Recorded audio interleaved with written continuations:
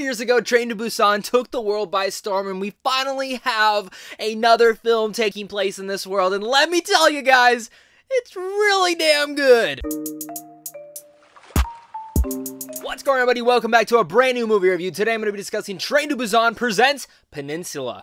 Now, this film again takes place 4 years later after the zombie outbreak in Train to Busan. The Korean peninsula is devastated, and Jung-suk, a former soldier who has managed to escape overseas, is given a mission to go back and unexpectedly meet a ton of different survivors out there. This is one of my most anticipated films for the fall season. Now, funny thing is, I actually just saw the first Train to Busan just a couple weeks back, maybe about a month or so now. And I loved it. What a film that keeps you engaged the entire time, but also lived up to the hype. I had heard so many different things about this film over the last couple of years, and the fact that it finally lived up to the hype to the point where I wanted to watch it again right after watching it. It's easily one of the best zombie films, if not the best zombie film ever made, but it's clever, it's an innovative, and it was creative in the way that it took one singular space and made it for such an engaging route. You know, think of a film like Snowpiercer. It was kind of like that, but with zombies and more intense and more amazing. And the direction there was just absolutely fantastic. And Peninsula had a lot going in for it because you necessarily can't just do the same thing over. And I love what the director was able to do. Same director comes back for this one. And instead of just making another highly octaned contained thriller inside a train or maybe a different scenario, he decided to go bigger than all before, really expanding on the world, expanding the mythology of this world, the outbreak, and really what happens to a society after a zombie break happens. But as well, diving in to so many different things that happens in this and making this a giant epic of a zombie film. I'd probably go as far as say this is going to be the biggest blockbuster zombie film ever made, from the action set pieces to all the character moments, and in general, especially to the world. One thing in particular many people need to understand is this movie is not the same as Train to Busan, and I love that. I didn't expect that going into this film, and that's what really caught me off guard and made me love this film, and some people will be disappointed in that, because again, this is not a film that is a straight horror thriller. This is more of an action thriller blockbuster with zombies in it. And I think that adds, I like how the director was able again to take a different style and tone and break out of that. They all look like the franchise Alien, where the first one was very much a contained thriller and the second one became a badass action film. It seems like the director really took that approach this time around. It had many callbacks and tie-ins to many other films from film history, like Mad Max, Fast and Furious, World War Z, and even Escape from New York. Yoan is again able to direct a different type of film from the first one and break away from that first style and even its tone, but go for a more high-octane action film that takes place in the same exact world while also still feeling and really much resembling this world that was built about in the first film. My things that mainly goes into that is again this world that we're diving into. You get to see the human nature, you get to see what this pandemic and this epidemic have done for this world and how it is treating people of different societies, where they come from, and I love that. And especially when you start to get into the survivors inside this peninsula and how what they've been going through,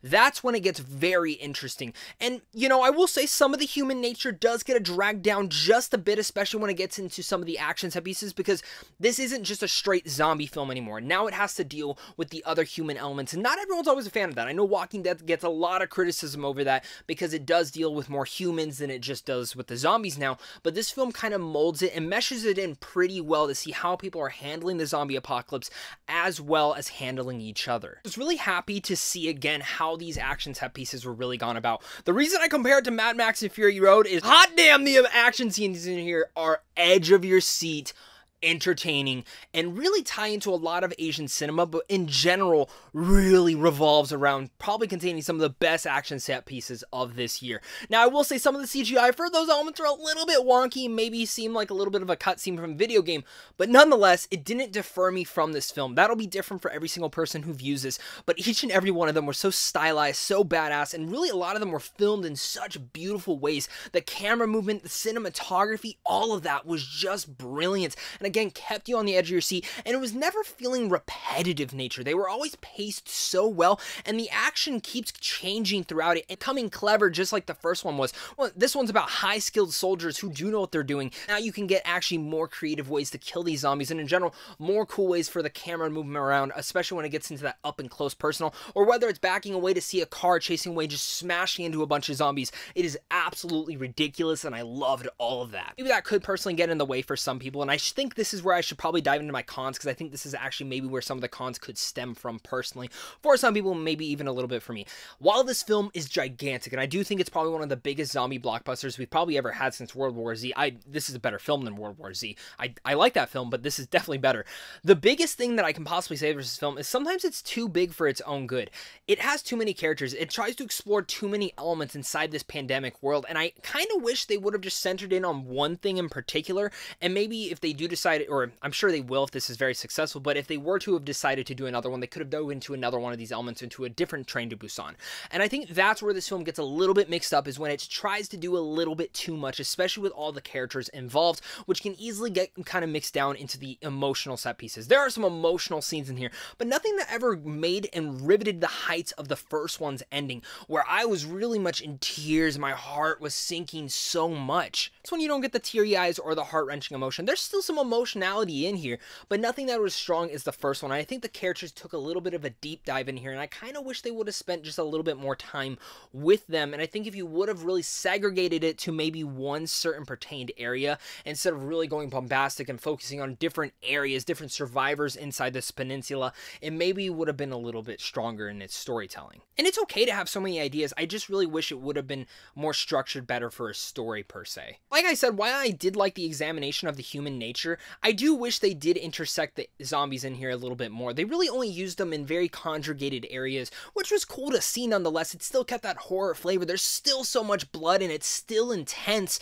but the fact that these soldiers are badass, we don't get a lot of those creativity ways. There are some cool creative kills in here and creative ways maneuvering around these zombies, of course, because they do build on the mythology that they suck at seeing at night. So the ways that the survivors are kind of either getting around them, how they're manipulating them to go against other people is really cool and unique. I just kind of wish they played on that just a bit more, because that's really what we would be doing if this was a true thing happening. Nonetheless, Peninsula is an absolutely blast of a time, and it's one of the movies that you definitely should be checking out this week. I mean, God, I wish I could have seen this in the theaters. Like, especially the first one and this one, and like do a double feature, because I had a blast with this one, and while I don't think it's as good as the first one, because I think the first one's a masterpiece, this one is like just there, inching a little bit above it, and just, it's so much damn fun, especially all the action set pieces and everything going around in this world. While I had cons, I still had just so much damn fun, and I can't wait to rewatch this film. For you guys, my final thoughts on Train to Busan presents Peninsula. Make sure to get in a comment down below and let me know your guys' thoughts. Are you guys excited for this film? Are you not?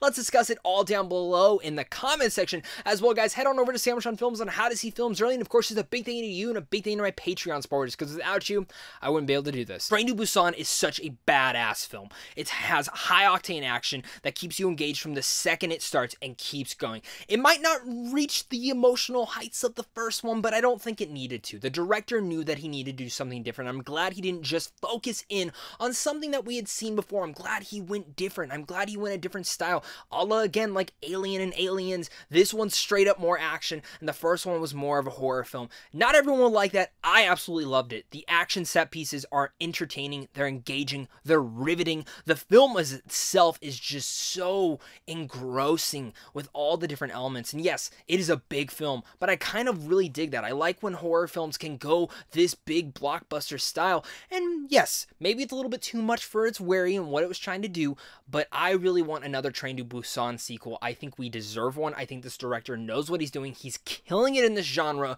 and I think doing a third one to kind of sum up this whole story of different stories of different people, because this is, you know, it's not a direct sequel. There's no characters coming back. The zombies coming back, but that's really it. I love being invested in this world, and I just think this film was a total and utter blast. So with all that said, I'm going to give Peninsula an A-. Thank you guys again so much for clicking on this. You guys are seriously all the best. I cannot wait to discuss with you guys about this one. Again, the first Train to Busan is an A+. It's a masterpiece. This one is just a little bit underneath it. If it could have reached those emotional heights, if it could have really tinkered around the story just a little bit more, I think this film would have been like near perfect just as well. But it is an absolute blast of a sequel, and you guys are having to have a ton of fun with it. Let me know down below, guys, if the zombie apocalypse was to happen, what would you guys do? What would be your main weapon to keep you surviving? And of course, just thank you so much for clicking on this. You guys are seriously all the best. So of course, until next time, stay classy.